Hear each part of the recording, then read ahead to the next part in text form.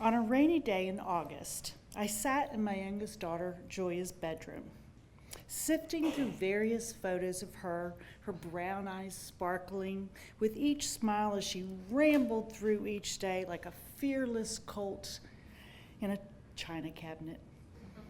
In the stack, a picture of Julia at 6, owning the pink and purple fashion sense of every Disney princess, her bobbed hair bouncing as she navigated her rollerblades. Another pic of her at 18, her long ponytail tangled and stuffed in the navy blue camp-issued visor. All 3 daughters kitchen dancing, doing the wobble in their red polka dot pajamas on Christmas morning, grown, but still hamming it up like they did as kids. With each snapshot, I relived moments from our lives. I added another picture to the stack, a snapshot of Julia at 10, and I am taken back to the year 2003. It was a quiet night, not a star in sight. Clouds hang low, covering the ground with a fog. Then a sound we mothers hear and we feel by instinct. And with that intuitive sense, I followed the noise. The cry of young, dependent hunger. I pulled myself out of bed to warm up the milk. My slippers tiptoed on the hardwood floors. Don't wake the girls. How in the world did I get here, alone with 3 daughters? It was better to be here than exist in an unhealthy marriage. I poured formula into a mixing bowl, hit the microwave, wondering where had the time gone? Voice, it was just crazy. There were no more babies. There were girls all in school. Each helped with the laundry. Each took a night to cook dinner. My middle child even wrote down numbers on for sale by owner signs to help me with my real estate career. We were an all-girls team.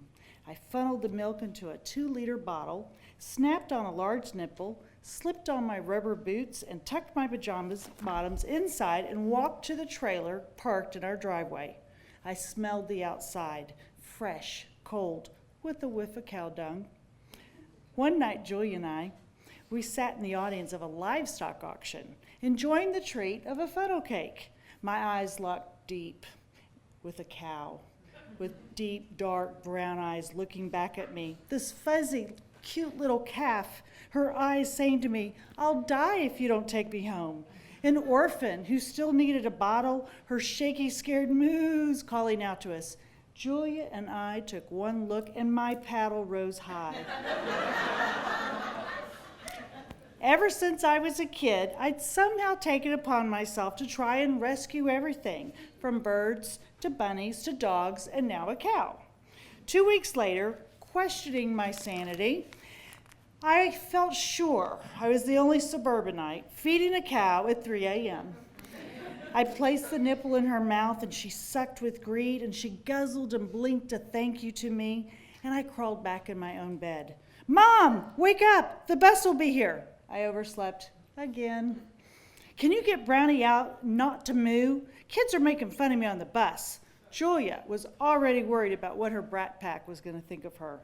"Yes to you, you, and you. Hurry, set the bowls out for cereal. Julia, press the green button on coffee." We all need coffee. I popped out of the bed and let Brownie out of the trailer to let her roam in the backyard. I actually tied her to a tree.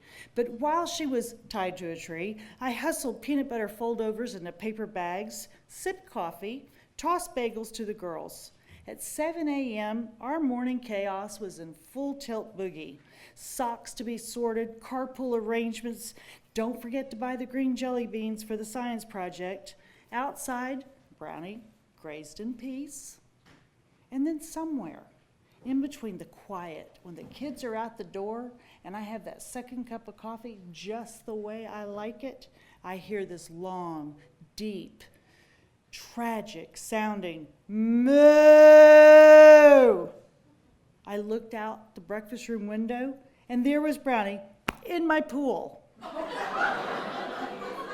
Oh yeah, swimming. Not just swimming, creating big, frantic waves in the deep end. Her front hooves were clamoring on the cement as she was trying to hoist out her bottom half out of the pool. I chanted out the window, "You go, girl. You go, girl. You can do it."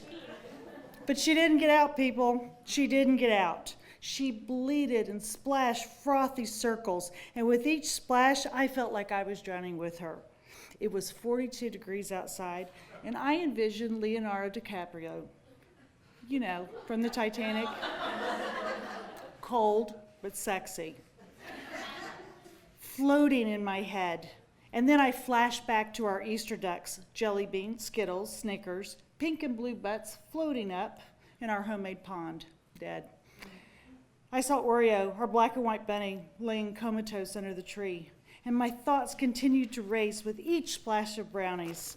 And I reviewed that hill in our yard, a gallery of buried shoebox coffins full of fish and ducks and frogs. And if Brownie drowned, I would have to explain to someone why I needed a cow that wasn't alive in my pool and how I needed a hole dug next to the bunny grave.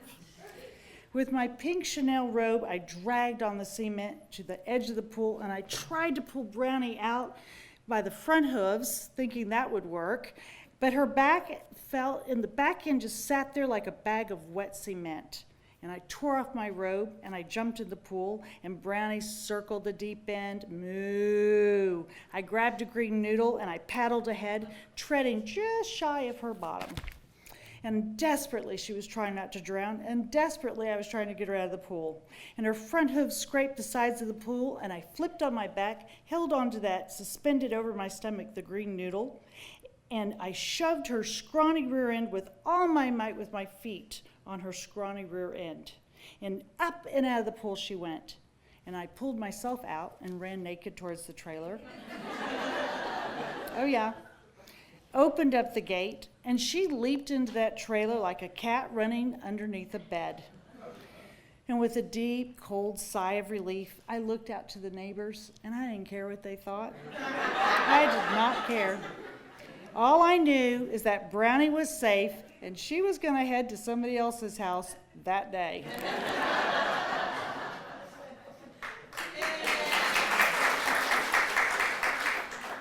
Well, that picture went in the stack again, and then my phone blows up with text, and it was raining, and the rain outside reminds me, oh, it's not that sunny spring morning in 2003. No, it's August, and it's 2013, and my nightmare, our nightmare, is real. And I return to the matters at hand, people. The church needs photos.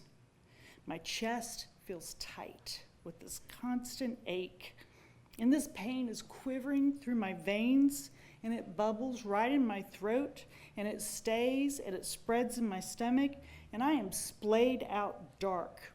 In the dark of the day, and the dark of the physical day, and the shoeboxes of photos all over Julia's room, years of our lives, birthday parties, dance recitals, Christmas cards, my life's work of motherhood reduced to 4x6 moments and memories.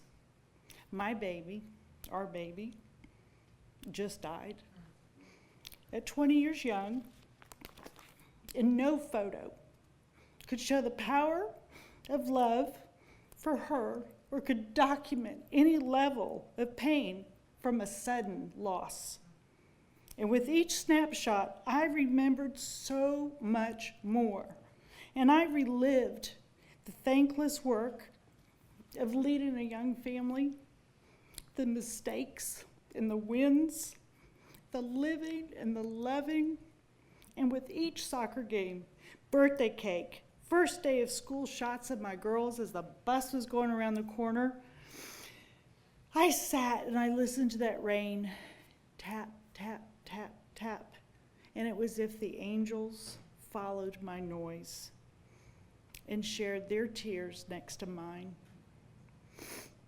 And in all that pain, weird thoughts filtered in and out, trying to ease my pain. Why did we name all our pets after junk food? And why didn't I move back to Texas? And oh, how I wish for so many do-overs, so many moments vanished worrying about stupid stuff. But mostly I was sad. I'm still sad. There was no one there to rescue Julia.